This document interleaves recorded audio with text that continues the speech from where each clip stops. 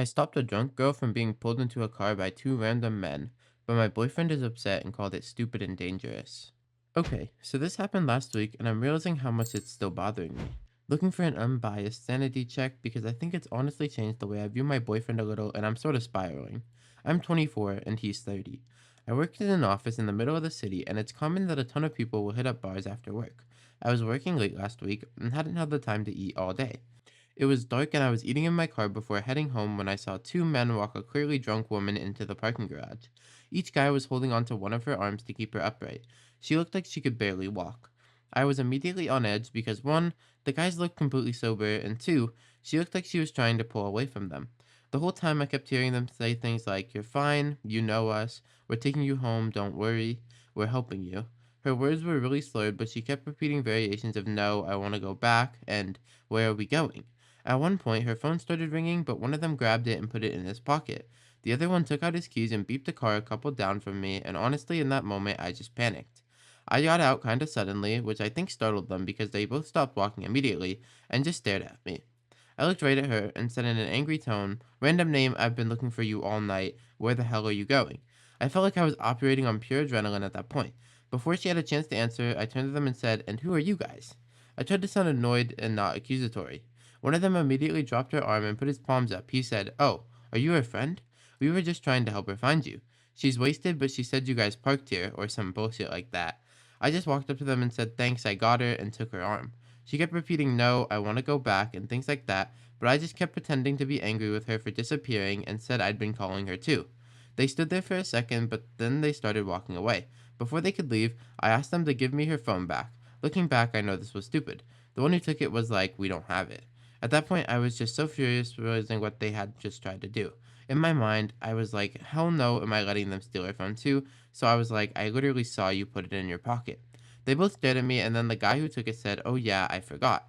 He pulled it out and tossed it at me. It dropped on the floor and they kinda laughed and left. I was so shook up after. I put her in my car and called the police. I had to wait like 45 minutes for them to show up. By that point, she was already fading fast. She seemed more than just regular drunk to me. Thankfully, while we were waiting for the police, her sister, who had been actually looking for her, called again and I was able to direct her to where we were. Needless to say, those men didn't know her. I left after the cops arrived and I gave a statement. On the way home, I called my boyfriend and we talked for like 10 minutes before he had to hop off. He was out of the country on a work trip at the time. He was so aggravated when I explained what happened. I could tell he was angry with me for stepping in, which absolutely shocked me. During his meeting, he texted me the above. I can understand his worry, and I know this all stems from him wanting me to be safe, but literally everything about this has rubbed me the wrong way. I can't believe that in a similar situation, he would have just let them take her away like that. I can't believe he blamed her for any part of it either. He kept saying what I did was stupid and dangerous and wanted me to promise I wouldn't do something like that again, where I may be overreacting. Last year, one of my best friends was assaulted after a house party under similar circumstances. She was roofied. Even before that happened, I would have stepped in for that girl, but that situation definitely amplified my response. I feel like at some point in our text, my boyfriend was blaming the girl for being drunk. It immediately made me angry because, in a way, it felt like he was also blaming my friend for her assault. So maybe it's hard for me to be unbiased, and I'm just too sensitive to this issue as well. We talked for a while about it again, and since he's back, he still believes I should have stayed out of it, though he's apologized for what he said. It's been bothering me more and more as the days go by, to the point where I'm contemplating ending things. Whoa. Am I overreacting? I feel like I can't think straight. Okay, so I'm about to read a comment that's about 4 minutes long. Skip to around 8 minutes in the video if you don't care to listen to it, and if you do, then here it is. So instead of sharing my thoughts on this, I'm gonna share what is like one of the best written Reddit comments I think I've ever seen. And it's from someone who is a proclaimed relationship therapist. So commenter says, "OP, I'm sharing this both as someone who has been in your position and as someone who is currently a relationship therapist. I grew up surrounded by people who loved me, who cared about me, but who failed to protect me in the moments that it mattered most. I grew accustomed to the idea that love doesn't necessarily mean safety. It was one of the most destructive and dangerous beliefs I held, and it led to/fed into multiple subsequent experiences of deep interpersonal trauma.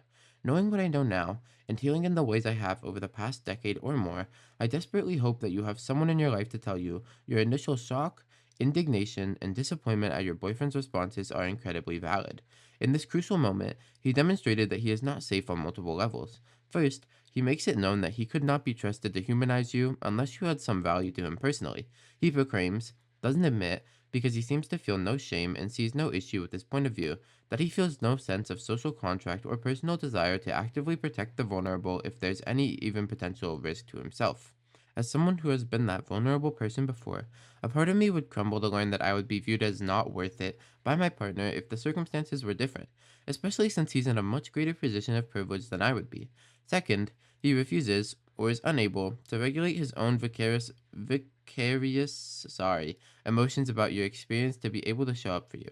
That in and of itself could be worked through, but he actively, continually overrode your needs and emotions with the expectation that you would soothe his feelings first and comply with his demands. This indicates the strong possibility that if or when something terrible happens to you while you're together, he will need to be comforted about it first before he begins considering what you need. Third, he victim blames. His first impulse when hearing that a woman was being abducted by predators was to find an excuse for why you're better than her. It was a mental condition to justify humanizing you, for now, while allowing himself to dehumanize the woman you so courageously saved. Instead of finding common humanity with the victim while also acknowledging his care and concern for you, he jumps right to why you would never put yourself in that position, as if women always choose to be prey. Fourth, he repeatedly ignored and crosses the crystal clear boundaries you attempt to very reasonably set. You were so calmly and respectfully communicative throughout this entire conversation despite your own distress, and he responds with minimization, denial, invalidation, guilt tripping, and manipulative tactics. He specifically attacks your boundaries and uses guilt and accusation to put you on the defensive so you neglect your own needs in order to meet his. That is not a safe partner. I'm not saying that he's a bad person, but I am saying that he is not revealing a level of maturity, degree of compassion, or integrity of values that match what you're putting forth in this situation and conversation. Those are not things that are easily, quickly, or often willingly changed. You know what someone who shared your values and genuinely had your best interest in mind would say? Something along the lines of, wow, babe, that sounds absolutely terrifying, and I can't help but feel worried for your well being in situations like this. At the same time, I am so proud of you for doing what you knew was the right thing in the moment, and I hope you can let yourself appreciate that you all but certainly saved that young woman a lifetime of trauma at best. I love your heart and your drive to be a force for good, even if I end up wanting to have conversations later about better ways for you to step in for others while doing as much as possible to ensure your safety in the process. But what matters the most right now is that you're safe and that you know you did the right thing. Thank you for calling me and know that I am here while you process this. All this to say, please listen to the part of yourself that's wired to pick up on safety and danger. We can talk ourselves into so much by second guessing our own intuitive responses, especially if we grew up in dysfunctional families. If your alarm is going off, it's very likely for a reason. Wishing you all the best and hoping more people in the world move like you do. Mini update 1, 2 days later. Unfortunately, our conversation did not go as I'd hoped, and I don't know if another one will even be productive. I think the bottom line is he doesn't trust or believe that I truly understand the risk. He thinks that he better understands this type of danger because he's a man and knows the lengths they could go to. He apologized for his tone even though he feels I should be more understanding because of how freaked out he was at the time. He also apologized for the way he blamed her, but then he still made a comment about personal responsibility later, so I'm not sure. I can tell he thinks the situation and what happened to my friend are radically different and that I'm biased because I think this girl was drugged too. For me, whether she was drugged or not isn't the point. He kept telling me that I was pushing him for being worried and that I needed to accept that he will always prioritize my safety over a stranger's, which honestly is not unlike some comments I've seen here. A lot more was said, but I think I'm still just processing everything and kind of slowly accepting the implications of what this may mean for my relationship. I think I'm just going to take some time to let everything settle and figure out what I want and need to do. Update 2, 2 months later. Sorry it took so long for me to update. I was really overwhelmed following my last post and needed to take a big step back to process. A lot of you were so incredibly empathetic and kind, and your words really helped me when I was most doubting myself. I felt like my brain was absolute mush at the time, but thankfully, I'm feeling more clear headed now. I'm really grateful, and I tried to read as many comments as I could, but there were a lot. So here's the update. We broke up. Since posting, I had multiple conversations with him that really just re emphasized his views on what happened that night. His initial comments were always so jarring in the moment, but the fact that he still holds those beliefs a week later is just not something I can get over. At first, I just wanted to take a break to sort my feelings out, but unfortunately, things escalated with him coming to my place multiple times and refusing to leave despite me asking for space, so it's over. I mentioned this in a comment on my last post, but when my friend was first assaulted, I leaned on him a lot because I wasn't sure how to help her work through what happened. I wanted to do something more practical to maybe give her back some of the sense of safety she lost, and he helped me find a self defense course for me and her to take together. That's what jumpstarted me going to the gym as well. He was so supportive back then, and I think that's why a lot of his comments blindsided me. It's clear now that to some degree he has a very strict view on who qualifies as a victim and who doesn't. Even now, he thinks that the only reason I confronted those two men was because I thought I could take them on physically. I don't really view what I did as purely confrontational because of how I approached them, but he firmly feels like I wouldn't have got onto them unless I thought I could have fight them off. That isn't true. I knew what could have happened, and I chose to go anyway. Looking back, his random comment about the gym obviously stemmed from that as well. He's told me twice now that he regrets ever suggesting that I do a self defense class.